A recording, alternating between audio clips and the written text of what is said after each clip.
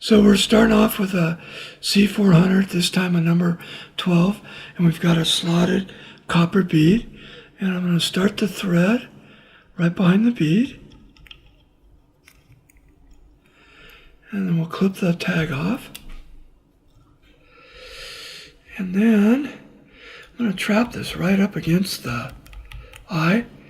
Now on these bigger beads, on these bigger hooks, sometimes I can get them to trap, sometimes they slide around a little bit, but we want to build kind of a thread dam. Try and hold that in place. Now we're just going to bring the thread back to the point where the straight tangent and the curve meet. So taking the straight and the curved part forms the tangent. And then we're going to use goose, v01YT, and brown for the tail. We're going to tie in two of these, one on either side of the hook. The v01YT has a natural curve to it, so I want it to be curving away from it. I'm going to hold it up and measure for total length, and then I'm going to take half that. And I'm going to take the thread and carefully trap it so the v01YT's right up on, coming right off the side, straight out the back. And then I'm just going to bring the thread forward, and I like to bring this all the way up to the bead. It just helps keep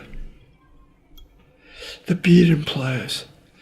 Now I'm going to bring the thread right back to where I tied that v01YT in.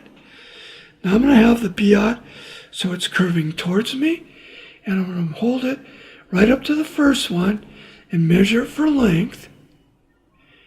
Then I'm going to tie it in on my side. So you can see how I have them split and divided. I'm going to come back to about the midpoint. I'm going to take a piece of small copper wire. We're going to tie it in. We're going to keep it on my side of the hook and bring the thread right back to the tie-in point where the v01YTs are tied in. Now, at this point, this is basically like tying a pheasant tail. So we're going to take 4 to 6 fibers, and we're going to tie them in by the tips.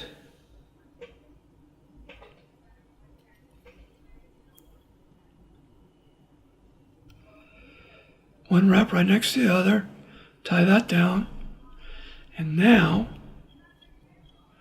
I'm going to wrap this one wrap next to the other, coming forward. If you can't hang on to it, just use your finger to hold it in place. And make sure you go around the hook point so you don't break it. And we want to come up to about the halfway point, or maybe 2/3 up. Then we're going to tie this off, bring the material straight up, and 3 to 4 wraps behind. And I'm going to clip that out of the way.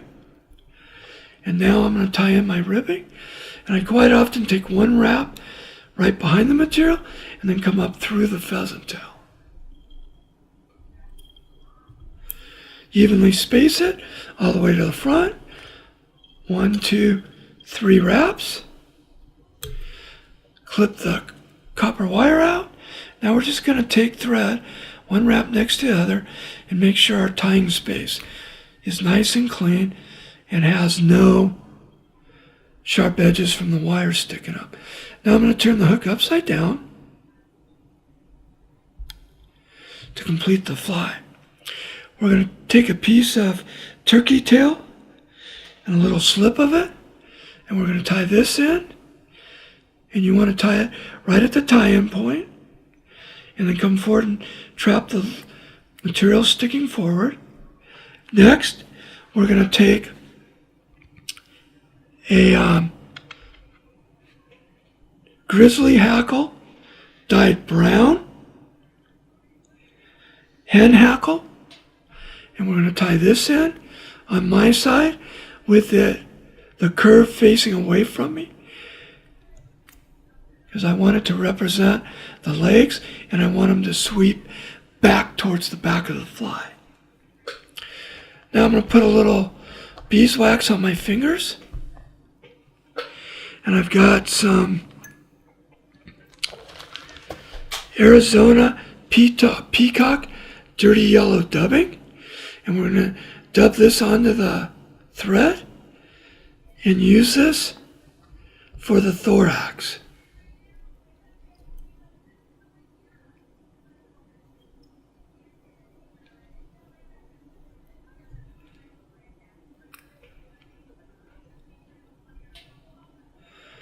Okay, sometimes I don't get enough material on there. Don't freak out. Just dub another little layer. And stoneflies are kind of a big, bulky pattern. Kind of think of them like a linebacker. Somebody who's big and thick.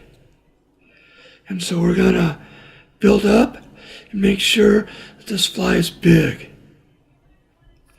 So I'm going to put a second layer of dubbing in. I just need a tad more to come forward to finish the thorax.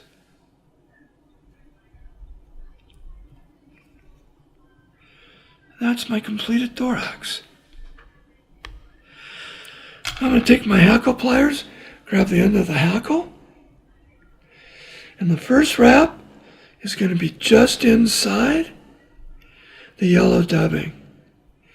Now I'm going to make a second one right down the middle, and the third one is going to go all the way around. Nope, I'm not going to make it. I broke the tip. So unfortunately on this one, we're only going to get 3 wrappings. I was hoping to get a fourth. I'd like to get a fourth one there. 3 turns. Now, I'm going to cut this off, and usually where I'm careful, today we're going to cut it flat. Now I'm going to come back, grab the hackle, and pull it straight up, cut it flat, right off the back of the fly. And the purpose of this, so when I lay the goose over, it's laying nice and flat. Now we just pull it over, 2 or 3 wraps, come in, the scissors, cut it flat. And because I don't like thread buildup on my bead heads, I'm going to use the whip finish to tie down the material from the wing. So there's 3, we'll make that a 4 turn. I'll come in and make another 3 and see if there's any other fibers from the, and that is a completed stoner. And this is the 3rd fly of the 3 flies that I fish almost year-round on the lower Owens River in the wild trout section. A size 12 stoner.